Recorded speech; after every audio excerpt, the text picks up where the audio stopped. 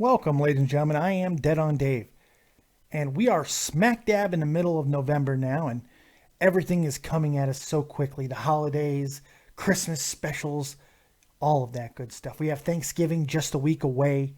So many great things, lovely memories that you can just look back upon and feast upon for years. But unfortunately, for wrestling fans, this time of year also conjures those horrible images of something that is inescapable. Something that has ravaged the wrestling fan's mind for almost 30 years now. Of course, I refer to the Gobbledy Gooker. Now the question is, was the Gobbledy Gooker as bad as everyone makes it out to be?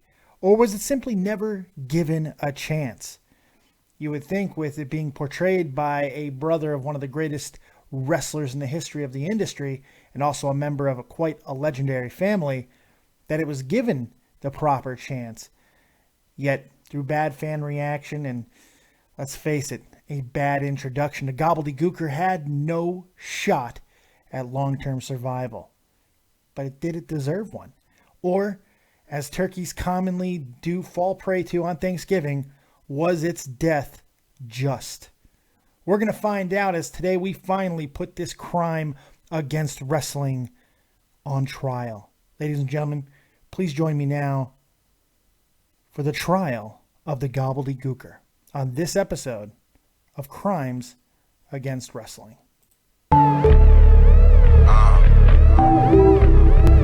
talk, man.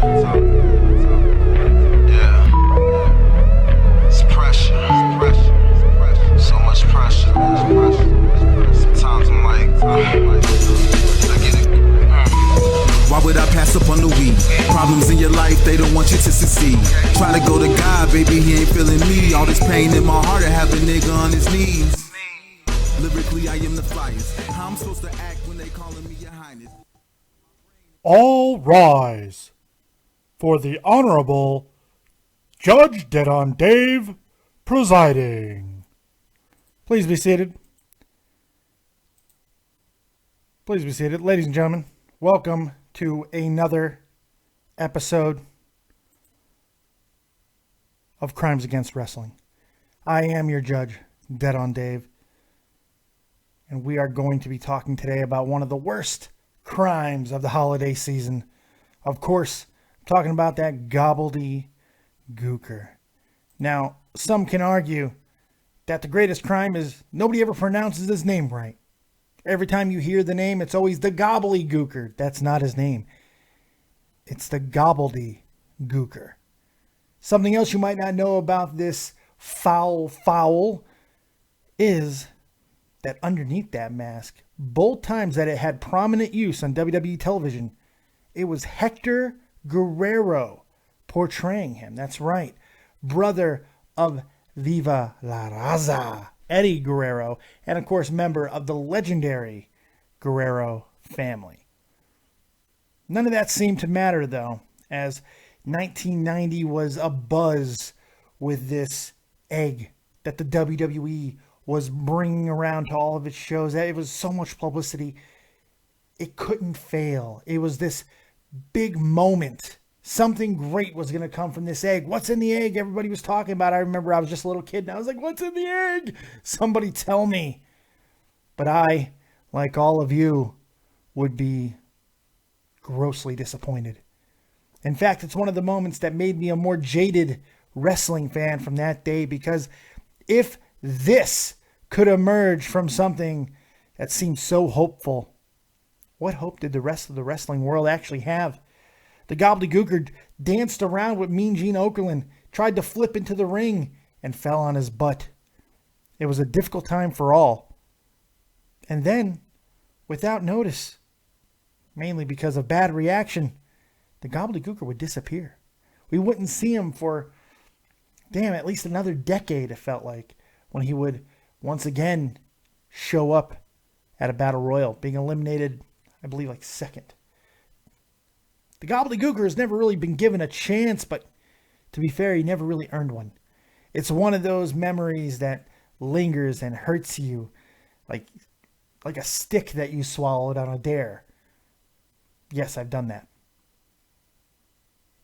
I know it's hard to think about.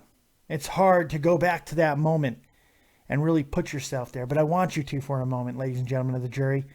I want you to go back and think about Mean Gene standing in front of that big, gigantic egg. What could possibly be coming out of that egg? Was it Hulk Hogan? Was it going to be Yokozuna? Was it going to be a returning or premiering superstar that was going to change the way we looked at wrestling? No. As that egg pulsated, Mean Gene went to a fever pitch. Did everything that he could with his legendary voice. He tried to save the segment. But as a costumed Hector Guerrero would jump out of that egg and start gobbling at everybody, we knew. We knew immediately the disappointment that we all felt. The disappointment that set in everywhere.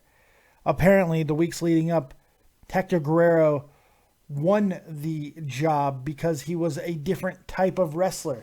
The plan was for Hector to be a mascot for the children at first and then become more of an in-ring performer as time went on. But this was 1990. This is when the big juice monkeys were still reigning supreme. But it was the smaller, more flippy-dippy wrestler is what exactly the Gobbledy Gooker required. And Hector thus won the job. Now, one thing he wasn't really prepared for was, yes, he was able to do the same choreography and flips in the costume, but he was not prepared for the head.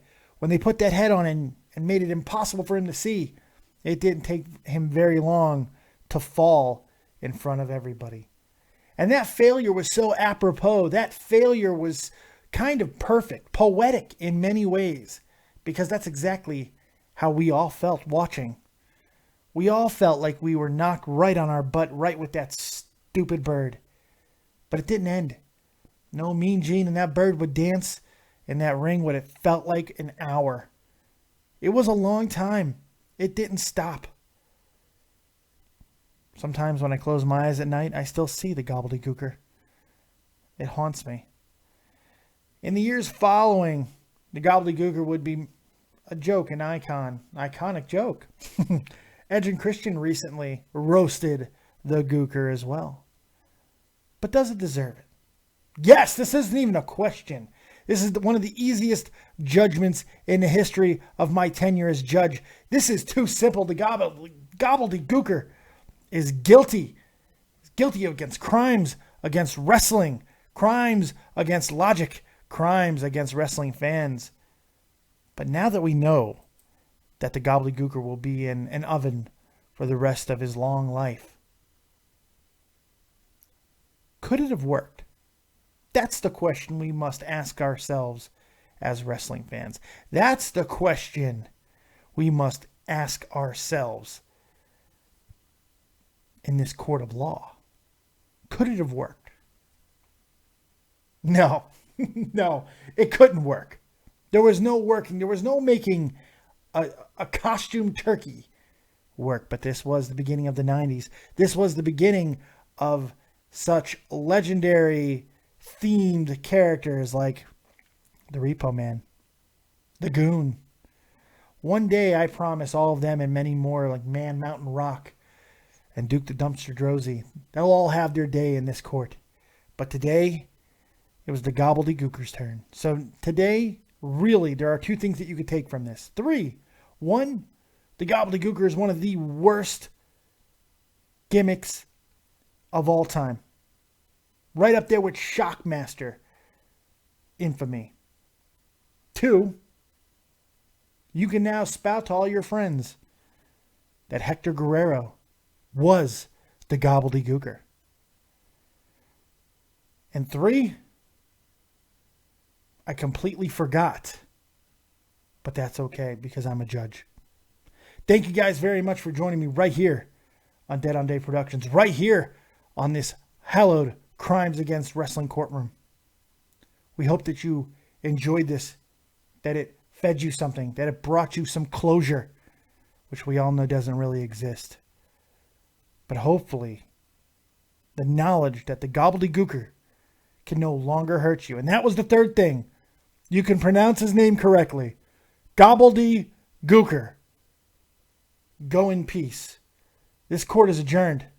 We'll see you next time right here on Dead on Dave Productions. Like, subscribe, and share. And as always, if you don't have talent, have talented friends.